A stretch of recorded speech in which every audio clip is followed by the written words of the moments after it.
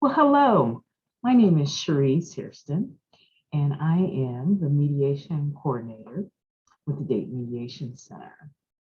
And this special recording is our new volunteer orientation for prospective volunteers. We normally do this in person, but for time and efficiency, we're going to record the orientation for you. And so what I'd like to do is switch over to my slides that I've prepared so that we just keep it nice and simple and give you an idea of what I'll be covering today.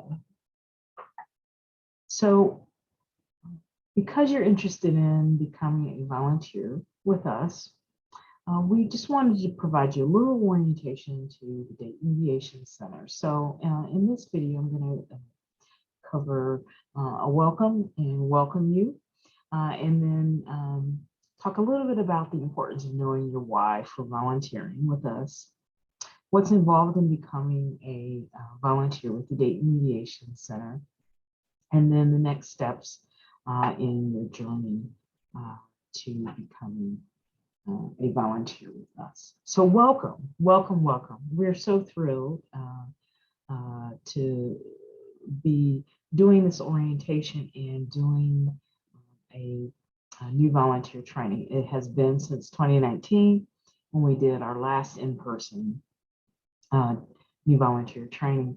So it is something to celebrate and to be hopeful about. And welcoming you as a potentially new volunteer. I really wanted to share a quote from the American anthropologist Margaret Mead that really sums up really who we are as an organization and how we provide service to the community with the help of our volunteers. And her quote is, "Never doubt that a small group of thoughtful, committed citizens can change the world. Indeed, it's the only thing that ever has." And that sums up really in so many ways what we're all about here at the Mediation Center and why we're so excited to welcome you. If we were doing this in person, I have you in a circle, we go around the table and have everyone introduce themselves. But we'll have to save those introductions for our volunteer training. So to give you a little bit of information about the Dayton Mediation Center, all of you have filled out an application at this point, been on our website. But in case you didn't know what we do here at the Mediation Center, we do one thing in many ways, and that one thing is conflict intervention.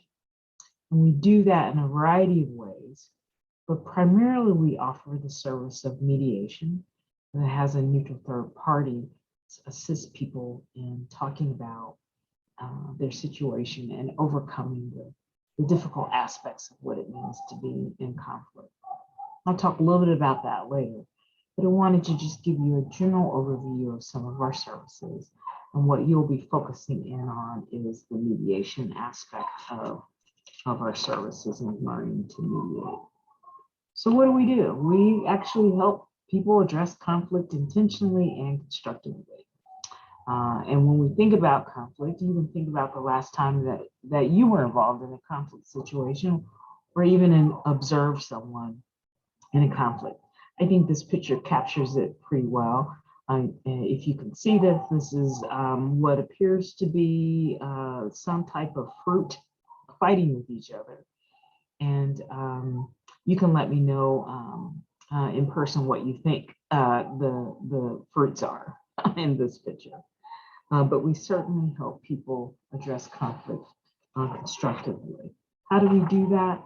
Well, we support you and the people going through conflict to understand that when we're in conflict, we're not our best selves. And so as mediators, what we're really helping people do is overcome the negative aspect of what it means to be in conflict. And again, if you think back to the last difficult interaction that you had, or even the last conflict situation that you were in yourself, you'll know how incapacitating it was to be in that conflict, that the being in the midst of conflict weakened, um, was weakening to our capacity, where we felt unsettled and unsure what to do.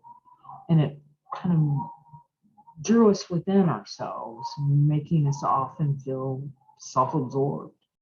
And so this is the dynamic that happens in conflict. And so part of your training will be to understand kind of this understanding of what it means to be in conflict, and how we actually help people overcome that incapacitating aspect of conflict.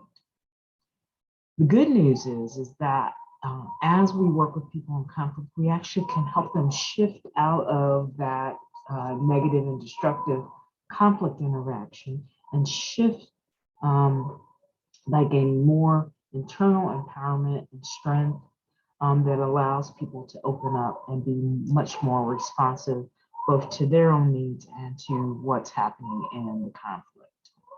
I apologize for some of the background noise that you may be hearing, going with the flow as I record this. But getting back to the shifts that happen in conflict and that we help support, they do help. And ultimately what we're helping people do when they mediate with each other, when they talk with each other, is to produce the most constructive and connecting, humanizing interaction that's possible. Moving on, knowing your why for volunteering is really important. People come to us to volunteer for all kinds of reasons, and we hope that all of our volunteers have a passion for giving back to their community through committed, dedicated volunteering service. And that also our volunteers have a value and passion for lifelong learning. Knowing your why for volunteering helps you be intentional in the commitment that you make and the choice that you make to be a volunteer. And that also that you're aware that you're entering into a learning journey that will require you to be in the learner seat again and all that that comes with. So know your why and hopefully be grounded in that as you go through your apprenticeship process. Moving on, what's involved in becoming a volunteer? So all of you have filled out an application and you're participating currently in interviews with our staff and volunteers.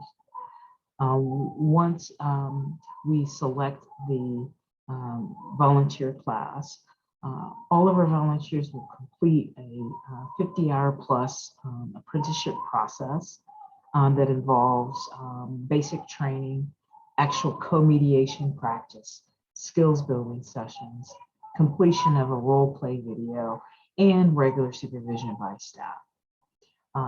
Also, your apprenticeship process involves coming in 2 times per month, once to mediate, whether that's on Saturdays or during the weekday, and attend one skills building session.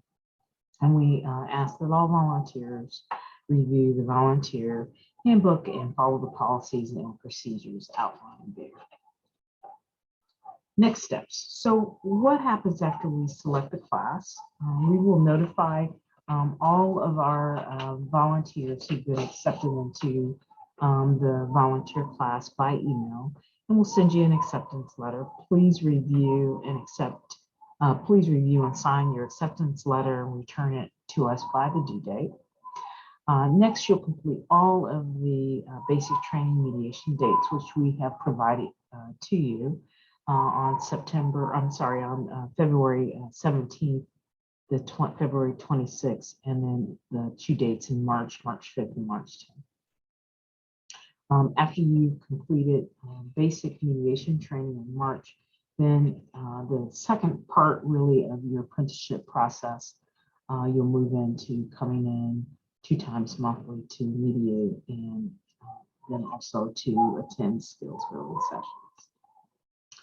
So with that, I want to thank you. I'm going to stop sharing my screen, but thank you for your interest in becoming a volunteer with the Dayton Mediation Center. I look forward to meeting you, as does all of the staff and volunteers. We wish you the best, and thank you for your interest again in volunteering with us. Take care.